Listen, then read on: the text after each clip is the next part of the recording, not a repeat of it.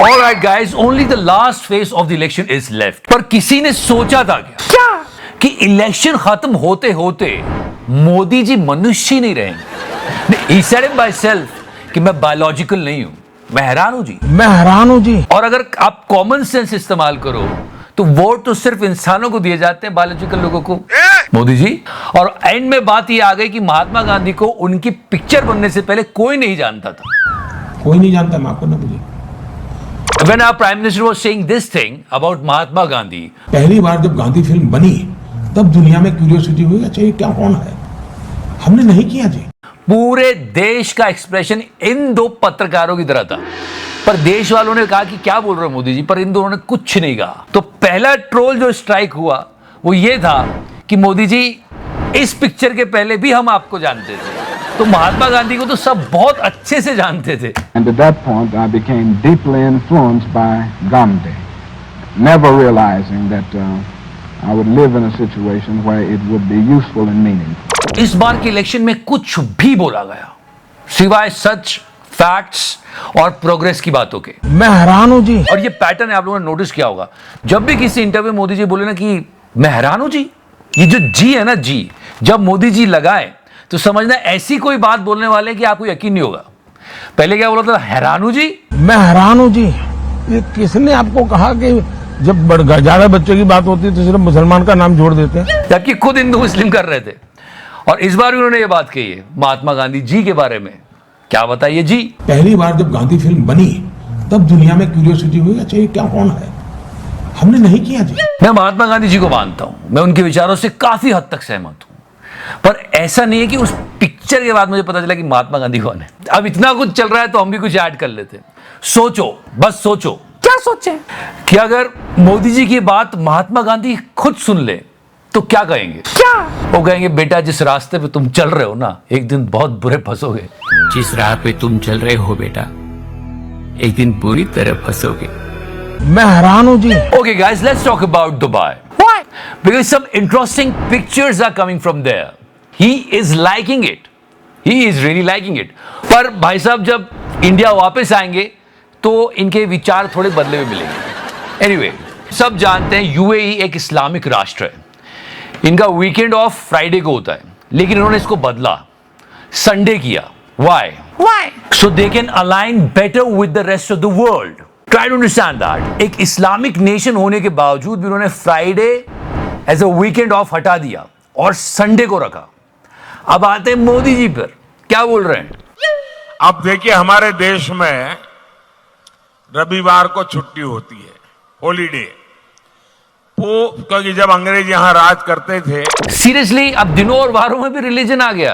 अब रविवार को हिंदुओं से जुड़ा हुआ नहीं है, ईसाई समाज से जुड़ा हुआ है। Try to think that way. हम किधर जा रहे हैं यार, और ये अंकल कहां जा रहे हैं।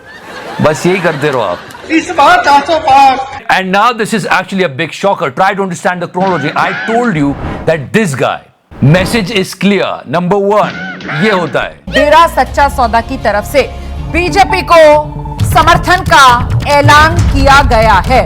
फिर क्रोनोलॉजी समझो। रणजीत सिंह के कत्ल मामले में पंजाब हरियाणा हाई कोर्ट ने फिर ये होता है। डेरा सच्चा सौदा प्रमुख राम रहीम को इस मामले में बरी किया है और इनके साथ 4 अन्य आरोपी थे, उन्हें भी बरी किया है। ये जो ब्लाइंड फॉलोवर्स है ना 400 पार का नारा जप रहे हैं, उनको ये दोनों न्यूज जरूर बताना। सीरियसली अंजना जी इधर देखिए। हाँ। वो आंटी सही कह रही थी। भाई वो तो बलात्कारियों को टिकट देते हैं, उनका प्रचार करते हैं। कहाँ औरत की इज्जत है, पूछा बीजेपी को। एक तरफ ऐसे लोग छूट रहे हैं, दूसरी तरफ एक इलेक्टेड सीएम की बेल पर ये पूरा गोदी मीडिया सवाल उठा रहा है। Can you believe that. तो वो चुनाव के दौरान प्रचार लगातार क्यों कर रहे हैं? क्योंकि हमने कुछ डॉक्टर्स से भी हमने बात की, वो कह रहे हैं इस समय एक्सर्शन तो नहीं लेनी चाहिए बिल्कुल। दलाल। मैं बता रहा हूं ये बाबा बाहर आ जाएगा, बाइज्जत बरी हो जाएगा, फिर भी ये ओएनएम एक सवाल नहीं पूछेगा। और डरने वाली क्या बात है बताए, क्या और डराने वाली बात है। And now will make movies that is more dangerous for the society. One more actor party के अपने ही नेता हैं जो आपके साथ कंफर्टेबल फील नहीं कर रहे हैं, और कुछ लोग ये भी कह रहे हैं सुगबुगाहट है कि आप सुनते नहीं हैं, या फिर कुछ लोगों को ये भी लग रहा है कि हम एडजस्ट कंगना के साथ नहीं कर पा रहे। तो ऐसे में तालमेल बिठाने की आपने कोशिश की क्या? नहीं, ऐसा कुछ नहीं है, ये तो खैर अफवाहें हैं। और जब जैसे कहते हैं जब हाथी चलते हैं तो कुत्ते भौंकते हैं, तो भौंकते ये क्या अपनी पार्टी वालों को क्या बोल रही है? हाथी चलते तो कुत्ते भौंकते हैं। See that's how you lack maturity. होते हैं पार्टी में विरोध, आप ऐसे बोलोगे कि हमारे बीच जो भी मतभेद है हम अपनी पार्टी में सॉल्व कर लेंगे।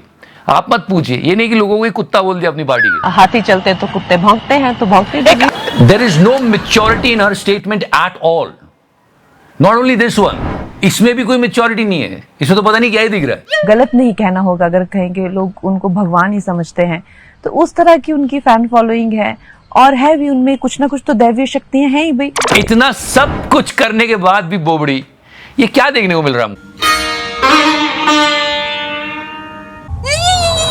इस सज्जन को क्या तकलीफ है भाई? 24/7 on news channel you can see Modi ji ने ये किया, मोदी जी ने ये बोला, मोदी जी ने वो बोला।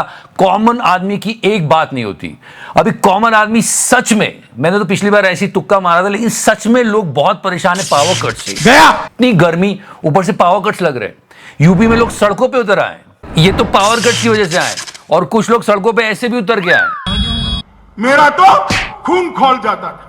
And Modi ji gave around 71 interviews according to Tiwari. इस चुनाव में प्रधानमंत्री मोदी मीडिया को अब तक 71 इंटरव्यूज दे चुके हैं। पर सब लोग वही आप क्या खाते हैं, क्या एनर्जी लेते हैं, पर किसी ने कठिन सवाल पूछा और उस पर मोदी जी का जो रिएक्शन आया है वो गोल्ड है।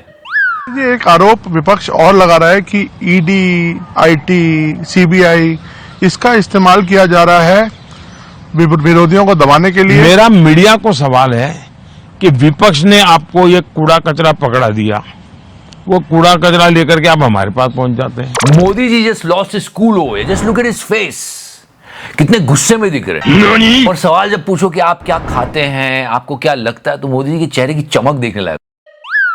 खैर, रैलीज में मोदी जी ने कहा था कि अगर आप 80 करोड़ लोगों को मुफ्त में खाना खिला के उनका पुण्य लेना चाहते हो तो मुझे वोट दो।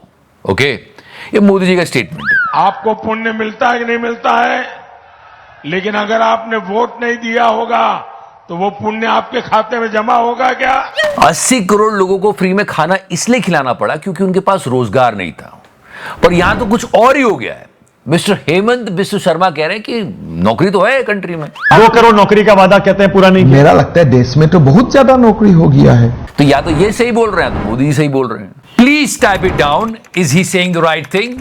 And this guy mister Hemant Biswa Sharma खुल के हिंदू मुस्लिम कर रहे हैं, बोल रहे हैं मैं तो हिंदू मुस्लिम करता हूं। फिर सवाल आता है कि ये क्या करते हैं? कुछ कीजिए, सुनते हैं आप? Anyway guys, if you like the series, please press the subscribe button and share the video. Love you 3000. तो करना